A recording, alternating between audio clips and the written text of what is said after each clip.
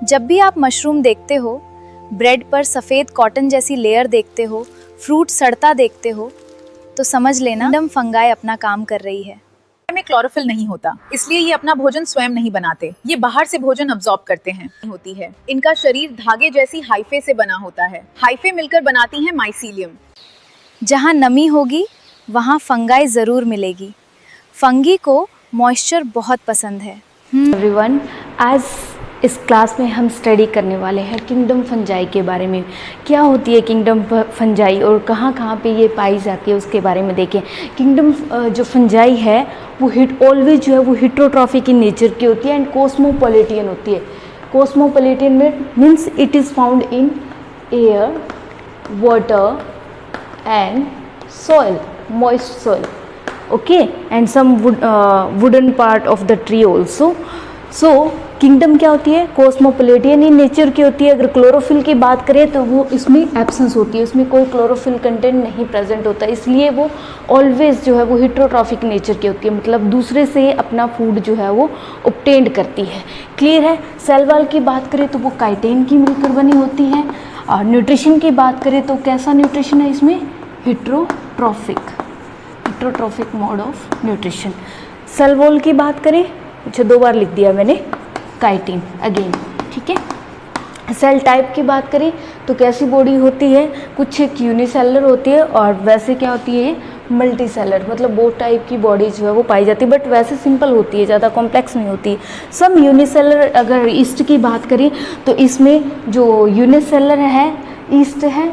और किसके अंदर स्टडी करते हैं हम? किंगडम फंजाई के अंदर।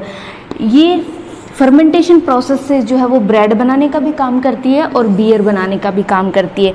वही प्रोडक्ट को बनाने के लिए किसका यूज़ किया जाता है? आपके ईस्ट का यूज़ किया जाता है, जिसका साइंटिफिक नेम है सैक्रोमाइसिस सर्वाइसी। देन हम बात करते हैं कुछ फंजाई के अंदर पेनिसिलिन भी है, पेनिसिलियम नोटेटम, जो किसका सोर्स है? एंटीबायोटिक्स का सोर्स है। मतलब ये पेनिसिलियम नोटेटम एक तरह की फंगस होती है, इससे जो है वो आपकी एंटीबायोटिक्स बनती है, ठीक है। जो फंजाई जो है कुछ डिजीज़ भी करती है प्लांट और एनिमल्स के अंदर, जैसे कि पक्सीनिया डिजीज़ के बारे में स्टडी किया गया है। ये वीट के अंदर होने वाली एक प्रॉब्लम है। यहाँ तक क्लियर है? ये मेन कैरेक्टरिस्टिक्स फीचर्स है जिनको आपको लर्न करना है एग्ज़ाम के point of view as well as net point of view. जो इंपॉर्टेंट टॉपिक्स पॉइंट्स थे वही मैंने यहाँ पे जो है वो डिस्कस किए हैं। अब एक बार इन क्लासेस को छोड़ देते हैं, आपने यहाँ से देखना है इसमें रिप्रोडक्शन जो है थोड़ा सा तीनों टाइप्स का मोड ऑफ रिप्रोडक्शन होता है। ए सेक्सुअल भी होता है, सेक्सुअल भी होता है, ठीक है। ए सेक्सुअल की बात करें तो बाइनरी फिशन, फ्रेगमेंटेशन, ठीक है, बर्डिंग, इस तरीके का होता है।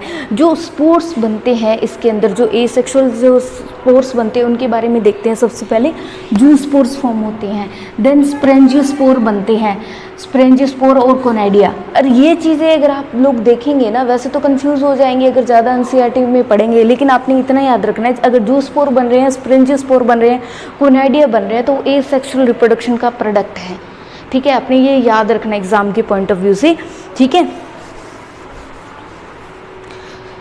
जूस्पोर, स्प्रेंजियोस्पोर एंड कोनाइडिया, ये कोनाइडियम के अंदर बनेंगे, स्प्रेंजियोस्पोर स्प्रेंजियम के अंदर बनेंगे, ठीक है। फिर उसके बाद में हम देखते हैं सेक्सुअल स्पोर कौन कौन से, जैसे कि ओस्पोर हो गए आपके, एस्कोस्पोर्स हो गए, बेसिडियोस्पोर्स, ये आपके सेक्सुअल स्पोर्स है। तो जो आपने याद रखना है कि जो सेक्सुअल रिप्रोडक्शन का जो बाय प्रोडक्ट जो निकलेगा वो है ओस्पोर, ascospore and basidiospore.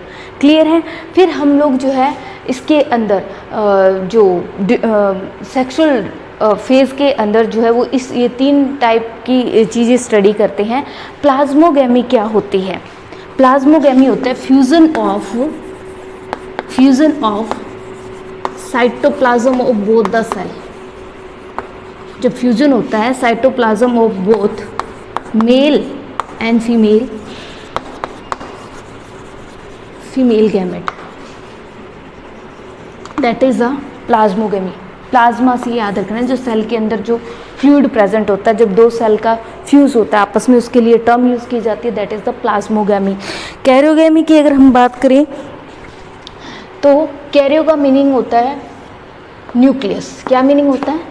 Nucleus means fusion of दो हैप्लॉइड सेल के जब न्यूक्लियस आपस में फ्यूज़ करते हैं, दैट इज़ द कार्योगेमी।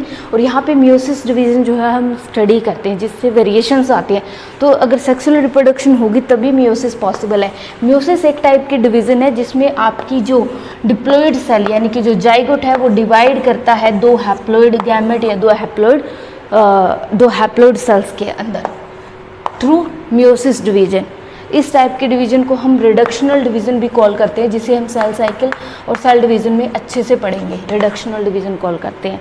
तो ये तीन टर्मिनोलॉजी जो है हम लोग सेक्सुअल फेज़ में देखते हैं फंजाई के अंदर। दूसरा एक डायोकार्योनिक फेज़ होते हैं जब NN+NN कंडीशन जो है वो देखने को मिलती है, ठीक है। और अब हम सेल टाइप की बात करते हैं कि जो फंगाई होती है ना, उनकी जो सेल टाइप होती है एक्चुअल में वो फंगल हाइफे होते हैं। इस पर मैं एक अपनी AI वीडियो भी आपको शेयर करूंगी। फंगाई के अगर स्ट्रक्चर की बात करें तो वो हाइफे लाइक स्ट्रक्चर होती है, जिसे हम बोलते हैं माइसिलम। जो ये हाइफे होते हैं ना, उनको माइसिलम बोलते हैं।